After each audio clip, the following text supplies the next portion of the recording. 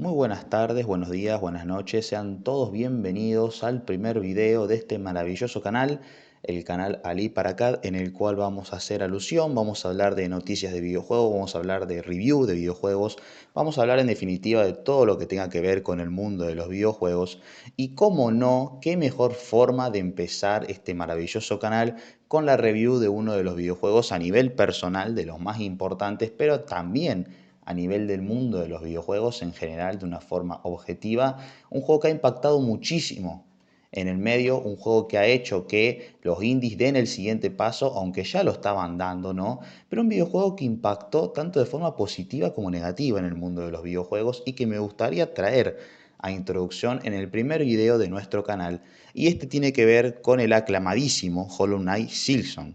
No sin antes me gustaría recordarles que antes de comenzar con la review que acontece este canal, me gustaría que le dieran like, que se suscriban, que compartan, que lo hagan con sus amigos y con sus amigas y que eso obviamente fomenta a que traiga las reviews con mayor anticipación y que las disfruten mucho más de las que las disfruto. Por lo cual, bueno, una vez hecho ese pequeño inciso que cuesta 2 o 3 minutos, no mucho más que eso, me gustaría hablar un poco de lo que fue antes del lanzamiento, de lo importante que fue este videojuego. Este videojuego comienza 2 semanas antes a anticiparse de lo que va a ser su lanzamiento, 2 semanas antes de que se lanzara, sacan el tráiler de manera imprevista, nadie realmente lo esperaba y fue un boom. Realmente fue un boom porque estuvimos 7 años, los que son fan de los Metroidvania, los que son fan de los Hollow Knight, y obviamente los que no son fan tampoco, estábamos medios todos al pendiente de saber cómo va a tratar, de si realmente se va a lanzar, puesto que había una duda y una incertidumbre muy grande, pero sin embargo se lanzó. Y bueno, a través de este tráiler tan famoso, que creo que ya tiene millones y billones de visitas, se lanzó posteriormente 2 semanas después e impactó en el medio. Impactó más que todo porque no era un chiste.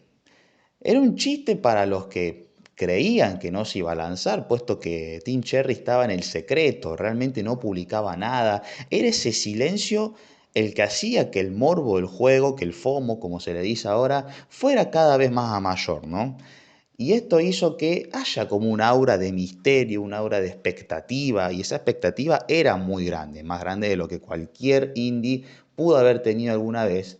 Y Tim Cherry tenía esta mochila tan pesada que debía cargar, que por lo menos a mi forma de verlo lo hizo muy bien. A veces el silencio es la mejor forma de hacer que el marketing de un videojuego sea grande, ¿no? Haga que un videojuego sea cada vez más como una leyenda, ¿no? Como esos videojuegos los cuales impactan cuando van a salir.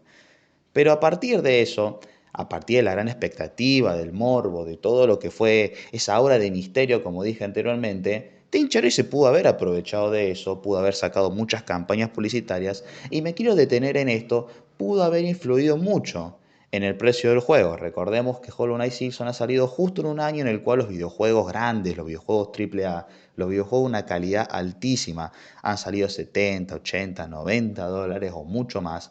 Y este juego se detuvo. Los desarrolladores, de hecho, se detuvieron y le dieron el precio módico y chiquito de $20. Más que todo acá en Latinoamérica, en Steam ha salido $8 el día de su lanzamiento y en Microsoft 300 pesos, aunque eso es para hablar de otro tema, puesto que fue un error, ¿no? Pero lo que me quiero detener es que mundialmente, en lo que es el apartado global, solamente $20. Un videojuego de $20 con la calidad que tiene, con lo que prometía Tim Cherry, con lo que sabíamos que no iba a defraudar, es realmente de aplaudir. Por eso una vez que antes de que hagan una review, como lo estoy haciendo yo ahora, es importante recalcar esto, es importante darle importancia porque esto no lo hace nadie. Es muy raro que lo haga una empresa que se dedica a los videojuegos sabiendo que va a tener éxito garantizado, que no le suba el precio, que lo baje. Es rarísimo. Con Expedition 33 el juego ya salía $50 o 40 si no estoy equivocado y ya era barato. Imagínense lo que es esto, $20 muchachos. Estamos hablando de algo sin precedentes, algo que ha marcado la historia y algo que es positivo. Es positivo como a la vez también es negativo. Es positivo porque obviamente cualquiera lo va a poder jugar. El juego no pide tanto, el juego es un tipo 2D desarrollado en Unity. Sus capacidades gráficas, aunque de diseño que la vamos a hablar, son gigantescas, pero sus capacidades gráficas son chiquitas. Cualquier compu mediana, alta la puede correr. y a la vez el precio es barato. O sea, están fomentando lo que querían desde un principio, que todo el mundo lo juegue, que todo el mundo tenga ganas de probarlo y que se pueda permitir el hecho de hacerlo, cosa que con los AAA no sucede, pero que si aparte lo pudieras hacer, sale el triple de lo que sale este. DLCs como el DLC de Donkey Kong Bonanza salen el mismo precio que Hollow Knight Silksong, por lo cual esto es simplemente para levantarse y aplaudir lo que ha hecho Team Cherry, lo que va a seguir haciendo, porque estoy seguro que la mayoría de los juegos que vayan a sacar van a salir mucho más baratos de lo que son en la industria, y es simplemente, como digo, para felicitarlos y demás. Pero también es un poco negativo, ¿no? Es un poco negativo porque cualquier indie ahora va a tener esa carga, esa mochila de decir, che, loco, si queremos sacar algo de más de $20 va a tener que ser mejor que Silksong. O por lo menos prometer algo. A mí me gustaría darle la recomendación de que no tiene que ser tan así, no tenemos que darle esa mochila tan pesada a los indies. Los indies, esto da para hablar de otro video, pero los indies vienen siendo este año y el año pasado un apartado externo en el cual el jugador puede disfrutar sin que lo caguen, de forma dicha en criollo, con los DLCs, con las expansiones, con juegos los cuales están mal renderizados, optimizados, etcétera. Y los indies ha sido ese fuerte. Los indies están protegiendo los videojuegos, entonces lo que menos quiere hacer Hollow Knight Silksong, obviamente, es caerle a los indies. Pero me estoy yendo mucho de tema. De vuelta con el juego. Salido $20, siendo barato, no teniendo tantos requisitos gráficos. El juego sale en septiembre, no me acuerdo bien la fecha, pero sale 2 semanas posterior al tráiler. Y me gustaría hablar un poco del juego en sí. Me gustaría hablar un poco del juego en sí, de lo que trae, de qué mejora en comparación con el primero. Vamos a hablar de lo más importante, que es la jugabilidad, ¿no? Y simplemente tengo que decir que es sublime.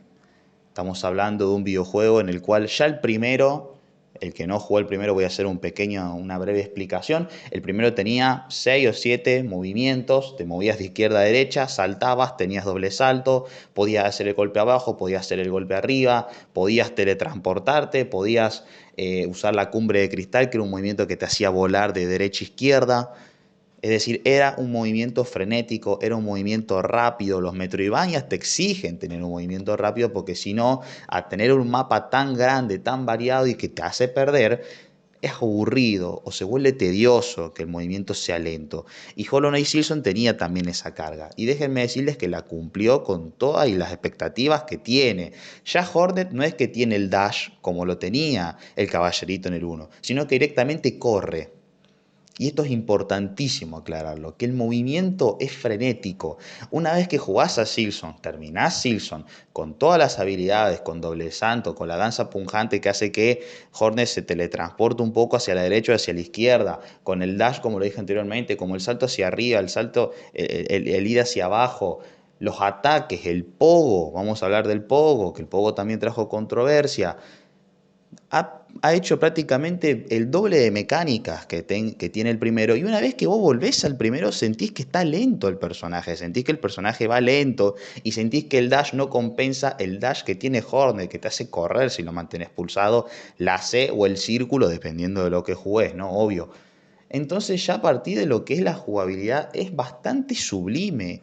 Es increíble cómo lo han hecho 3 personas y cómo lo han desarrollado a tal punto de que no se vuelva tedioso, de que no empiece a haber un millón de mecánicas y que se empieza a complicar la cosa. Obviamente que se complica, ¿no? También vamos a hablar de la jugabilidad, pero en lo que es las mecánicas, en lo que es el movimiento del personaje, es mucho más frenético, es mucho más rápido, es mucho más sencillo ir de un lugar a otro que en el primer juego. Ya hablando de lo que es el sistema de combate, lo mismo, se han agregado las herramientas que tienen que ver con esto de que puedas atacar de otra forma, puedas meterle veneno a un personaje, puedas tirarle un aguijón, podés tocar el aguijolín justamente y detenerle el ataque. Lo que es el sistema de combate se ha apartado mucho del primero, se han agregado muchísimas más cosas y para todas esas personas que se les complique realmente completar el juego, me gustaría darles la recomendación de que usen las herramientas. Porque hay herramientas que son clave, hay herramientas que son excelentes para matar a ciertos jefes como el veneno y hay herramientas que te permiten, como el taladro hacia abajo, matar a enemigos fuertes.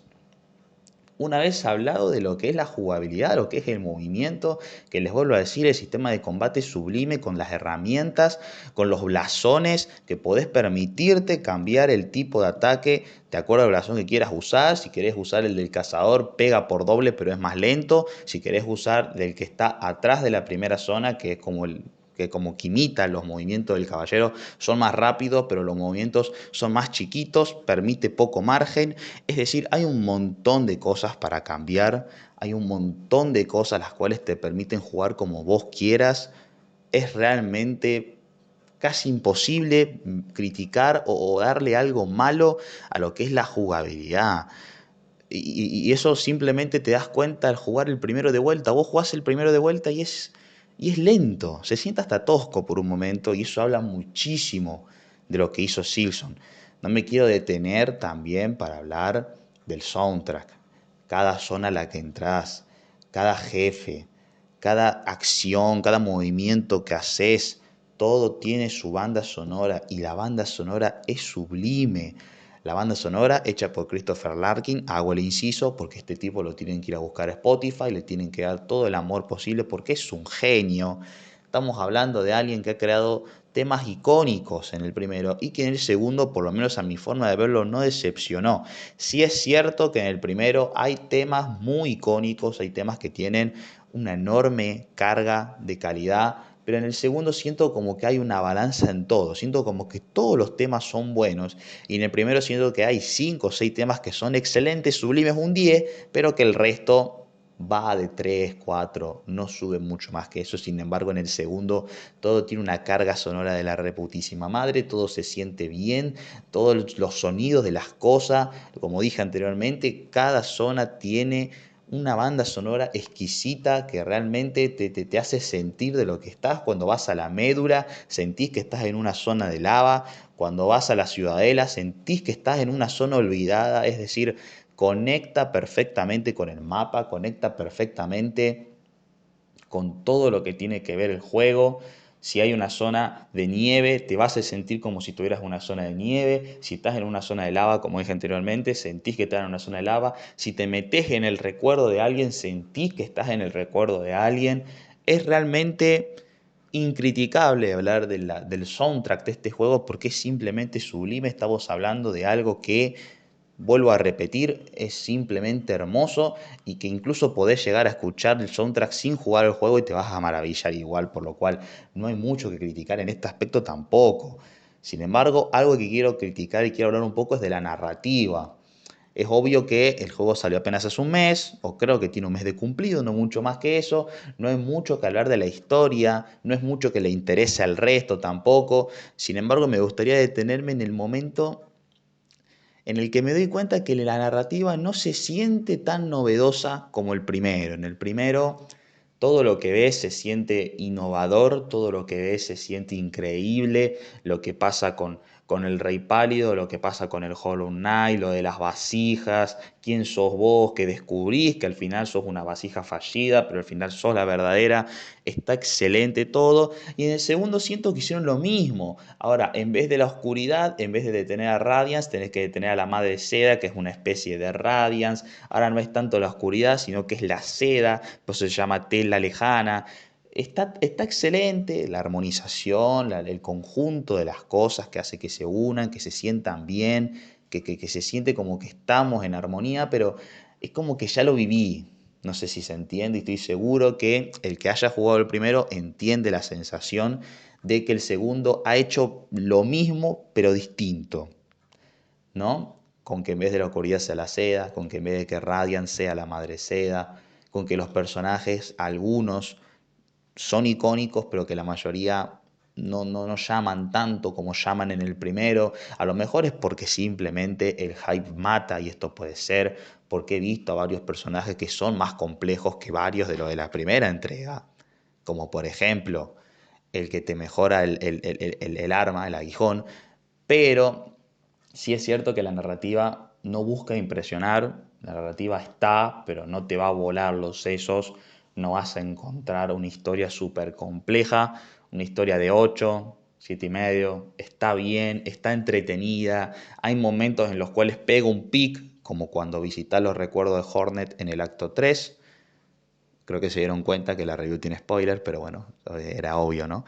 Pero nada, lo que habla en cuestión de historia no es mucho más allá de lo que es el primero, que el primero tiene una historia de la reputísima madre, una historia que la verdad te deja, te deja atónito y que cuando te das cuenta de la verdad y de por qué el abismo es el abismo y de por qué está todo roto y de por qué está todo abandonado, es simplemente sublime hablar de eso. Después, más allá de los tres apartados que son los más importantes, por lo menos a mi forma de verlos, que son jugabilidad, soundtrack y narrativa, tenemos otros apartados más chiquitos o departamentos, como quieran decirles. El otro es el de la ambientación. Realmente no tengo mucho que decir acá. La ambientación de este juego es perfecto. Simplemente perfecto. Cualquier zona verde, cualquier zona que sientas que estás en el momento es porque lo estás. Se te inunda la vista de la cantidad de ítems, de los enemigos, que es muy importante esto, porque cada zona tiene su propio enemigo, cada zona tiene sus propios objetos. Y eso para la ambientación es genial, porque vos vas a Monte Fade y tiene sus propios enemigos, tiene sus propios jefes, tiene su propia historia de por qué el monte está abandonado. Y después te vas a la ciudadela y tenés tus propios jefes, tenés tus propios enemigos, tenés por qué la ciudadela está así. Está todo muy bien dividido, está todo muy bien fragmentado, pero a la vez se relaciona. Y eso simplemente hace que la ambientación de este juego sea espectacular. Obviamente que la ambientación va muy ligada con el mapeado, ¿no? Esto de que justamente está fragmentado, pero a la vez está unido. Y si la ambientación es excelente, el mapeado es lo siguiente. El mapeado es increíble. Es increíble cómo te perdés, pero a la vez sabes dónde estás. Eso es dificilísimo a nivel de diseño. Yo que estudio diseño, es dificilísimo hacer algo así, crear un Metroidvania en el cual el jugador se pierda pero no se trabe y vos tenés que ver como desarrollador que el jugador caiga a cierto lugar o vaya a cierto lugar y diga, acá quiero que se sienta perdido, pero quiero que avance. ¿Y cómo hago esto? Creo distintos, determinados tipos de caminos para que el jugador avance, pero no sepa por dónde avanza, pero que al fin y al cabo todos lo lleven al mismo lugar. Y esto lo sentís y a la vez no te das cuenta que estás perdido. Te das cuenta, perdón, que estás perdido, pero no te das cuenta que estás yendo al lugar donde quiere el desarrollador. Y esto es simplemente sublime. Lo vuelvo a decir, el mapeado de Metroidvania es lo más difícil porque es el símbolo. Es como si habláramos de un juego cinematográfico. Obviamente que la cinemática es lo más importante o el estilo gráfico, ¿no? Pero acá estamos hablando de un Metroidvania, y en un Metroidvania la clave del Metroidvania es el mapeado, es la sensación de perderte, es la sensación de que conseguís una mecánica avanzado mucho en el juego y sepas de que esa mecánica es de la primera zona del juego y tengas que volver a la primera zona del juego y hacerlo y descubrís una zona nueva que no la habías descubierto antes porque habías descubierto la mecánica de arriba, es grandioso.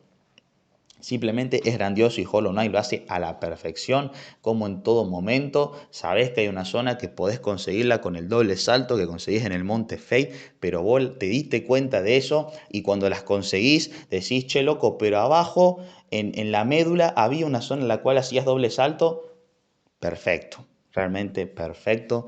No hay mucho más que decir. Lo mismo, algo que me sorprendió muchísimo a mí fue en la cuna, que es la zona de arriba de todo el juego, cuando ya terminás de derrotar a todos los enemigos, ya conseguiste las 5 campanas, ya conseguiste los 3 fragmentos de música, ¿no? Te enfrentás con Lace y cuando te enfrentás con Lace, vas a la cuna, que es la última zona del juego, terminás de llegar a esa zona del juego y te das cuenta que el primer teleport que conseguiste en la ciudadela, que es el del segundo acto del juego, es realmente el último teleport.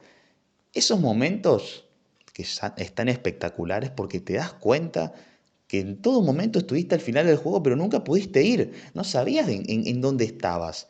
Pero una vez llegado a ese lugar, que pudiste llegar por otra cosa, en este caso por un teleport, se te inunda la vista, no podés creerlo. Decís, la verdad, me la jugaron muy bien. Es increíble que no te hayas dado cuenta en ningún momento.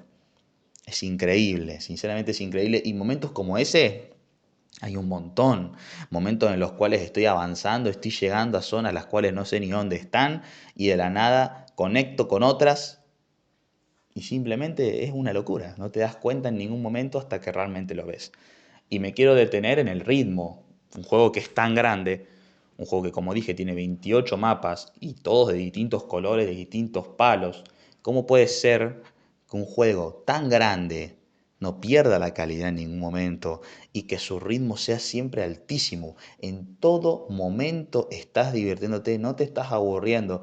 Pueden haber zonas como las Gusaneras o como la propia Ciudadela que la mencioné 30 veces, pasa que es mi zona favorita, entonces no puedo no mencionarla, pero pueden haber zonas las cuales se te compliquen, no tengas ganas de visitarla nunca más, como los corales, no tengas ganas de hacer nada, ¿no? Sin embargo, en cuanto a ritmo refiere, no hay ninguna zona que te aburra, no hay ninguna zona que te haga parar lo frenético que es el juego y que no te divierta. Simplemente increíble eso también en cuanto a ritmo, y el ritmo va muy acompañado del movimiento, ¿no? Ya lo hablábamos anteriormente, pero el movimiento hace que el ritmo vaya. Y el ritmo también tiene que ver con los jefes y también tiene que ver con las zonas, que ninguna zona tampoco es tan grande. La propia Ciudadela que está en el acto 2 son distintas subzonas de una zona gigante. Y es tan grande la zona que tiene su propio teleport. Porque en el acto 1 conseguís al bichito, que no me acuerdo cómo se llama, que es como un perrito, ¿no? Que está en Campanilla y que te hace ir por los bordes de Campanilla y te hace ir a las otras zonas, a campos lejanos, a la zona verde, a las gusaneras. Pero acá es tan grande la zona y no tiene motivo de lore para que vaya el bichito, que tenés que buscar otro teleport, y en este caso son los ascensores. Y todo eso hace que vos no vayas caminando de un lugar a otro y el ritmo no vaya bajando. Y todo eso es de aplaudir. Todo eso es de decir que esto es realmente una obra sublime.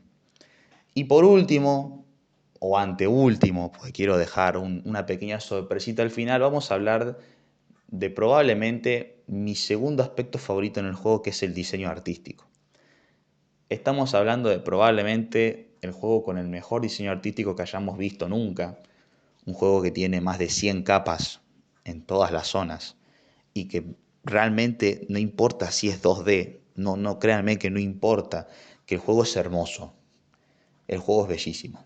El juego, hay momentos en los cuales vos te tenés que parar, tenés que observar 5 o 6 minutitos y decir, esto es una maravilla.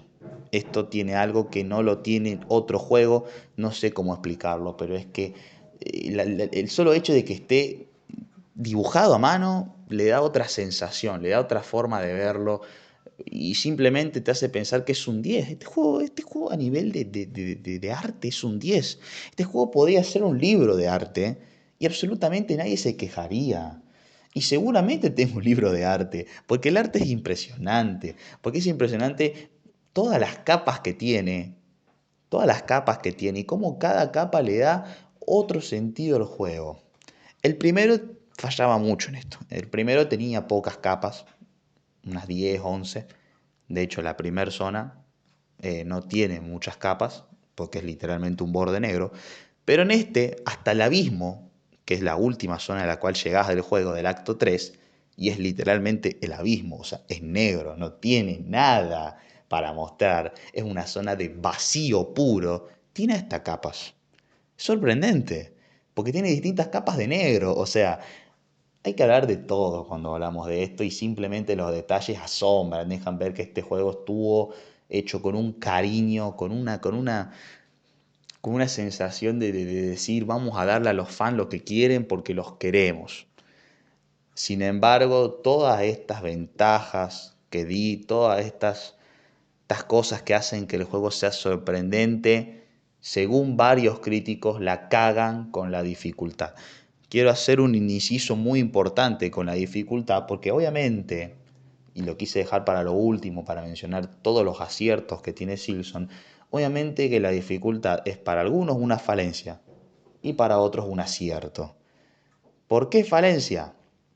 Es cierto que pega a partir del acto 1 al acto 2 una curva muy alta de dificultad, ¿no? Ya solamente con darnos cuenta de que en la segunda zona, la zona de las hormigas o tercera, dependiendo de cómo vas, si vas de derecha abajo o de derecha arriba, es cierto que pega una curva de dificultad muy pronunciada y que las propias hormiguitas te sacan 2 muescas cuando vos tenés 5 y te curas con 3. Otra cosa que no mencioné es el sistema de curación en la jugabilidad. Vos ahora te curás después de pegar 6-7 golpes, llenás toda la barra de seda y ahí te curás. Y recuperás 3 muescas en vez de una, como hacía el caballerito en el primer juego, que vos te curabas de 1 en 1. Acá te curas de 3 en 3, pero para curarte de 3 en 3 tenés que pegar 6-7 golpes. Sin embargo, la hormiga, en este caso me voy a detener en la hormiga porque es el que muere todo el mundo, el típico enemigo rompeola.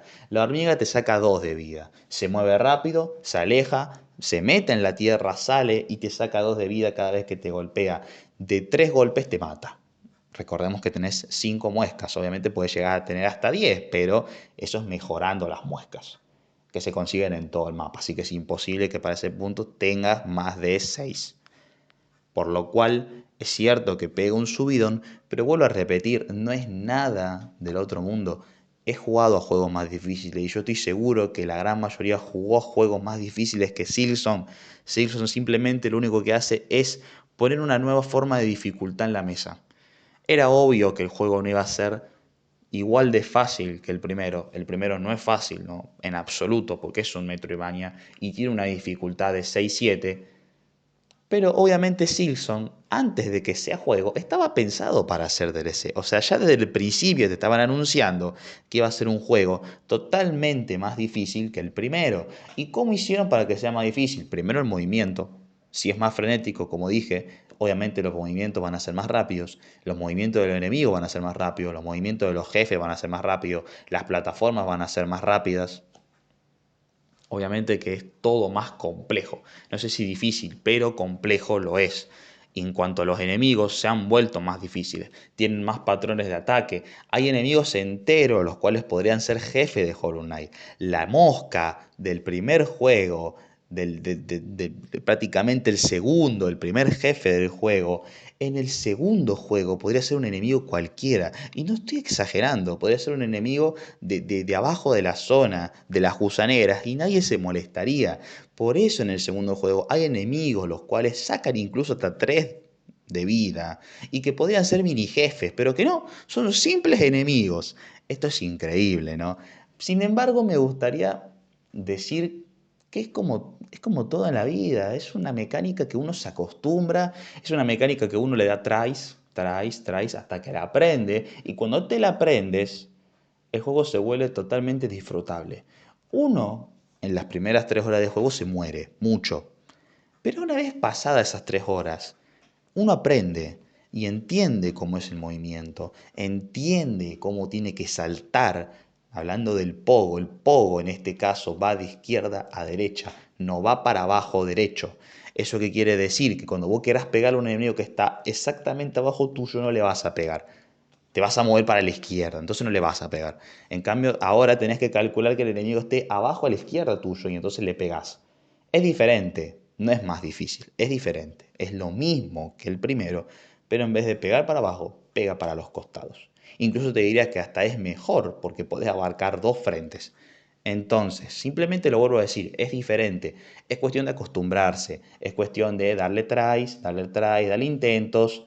Los jefes, hablando más concretamente de los jefes, aparte de ser sublimes, aparte de ser escandalosamente buenos, realmente no son difíciles, no se sienten difíciles, no se sienten complicados. Sí, hay algunos que tienen algún combo más que puede llegar a complicar, como la hermana tejedora, como la viuda que tiene una segunda fase oculta.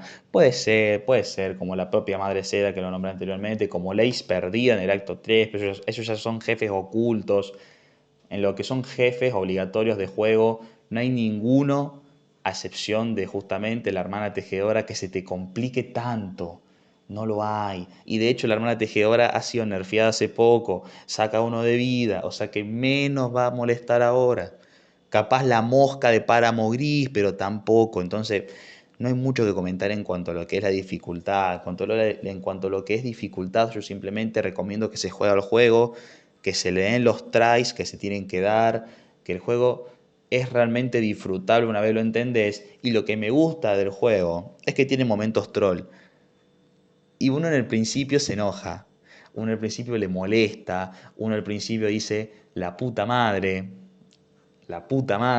porque el banco este de las hormigas me mata, porque tiene una trampa, y sin embargo es el chiste. Es el chiste y está bueno porque esto te permite y te enseña a que uno tiene que estar siempre atento. Y acá vuelve otra vez el ritmo del juego. Por eso el ritmo del juego es tan alto. Entonces, hablando de lo que es la dificultad, es simplemente incide en los enemigos, no incide tanto en los jefes.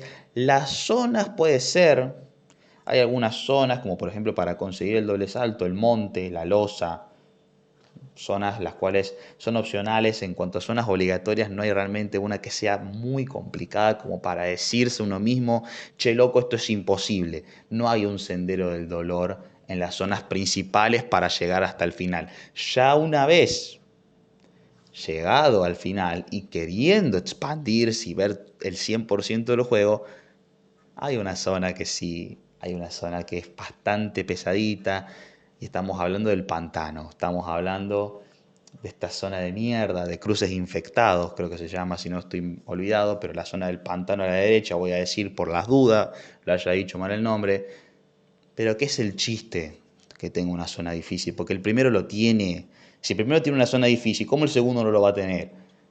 Es disfrutable también tener una zona difícil, pero lo importante a decir de esto es que esa zona difícil no está en la zona principal del juego, no señor, está en la zona posterior, está en una zona totalmente opcional, está en una zona totalmente oculta, no está en un lugar normal de juego que vos digas tengo que pasar por acá para llegar a cierto jefe, para pasarme el juego, no es así.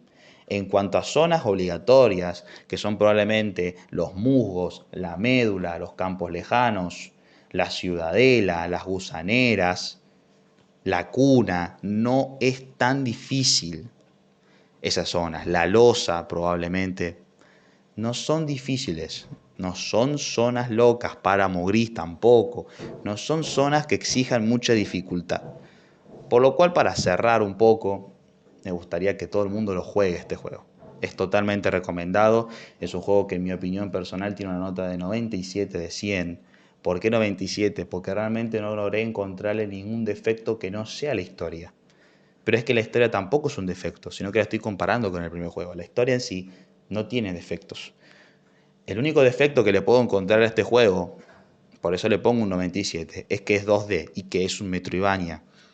Es decir, es el propio género y la propia capa la que lo limita al juego.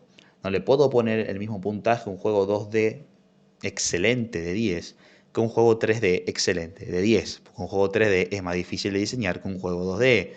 Y después, hablando de lo que tiene que ver con el tema planos, volvemos a lo mismo. Un juego que tenga superficie, altura y anchura no puede ser peor si tiene un 10, obvio, estamos hablando de un juego perfecto, que un juego que tenga solamente anchura y, y altura, no tenga volumen. Esto es exactamente lo mismo. Y porque es un Metroidvania. Estamos hablando de un juego que no tiene que durar más de 15 horas, 20 horas, 30 horas como mucho. Hay juegos como los RPG, como el Persona 5, como The Witcher 3, que duran 100, que duran 90 horas y que obviamente son 3D perfectos. Entonces tienen que tener ese puntaje. Tienen que ser como Hollow Knight Silksong, pero Hollow Knight Silksong lo limita su género y lo limita el 2D. Por lo cual yo le doy esa nota, por lo menos a mi forma personal. Probablemente si tuviera que dar vamos a decir, una especie de apartado, pasó la moto, una especie de apartado, de límite, sería entre 94 y 97 o capaz entre 93 y 97.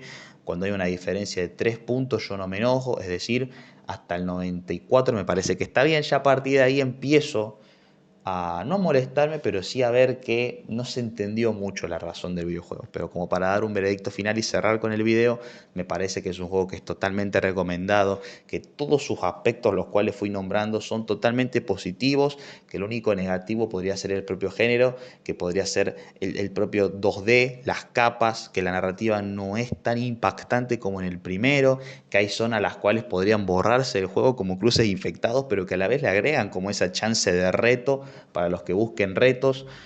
Entonces no hay mucho más que hablar de esto. Es simplemente una obra maestra y probablemente esté nominado al GOTY. Vamos a hablar también de los GOTY, ¿no? Hay que hablar de todo.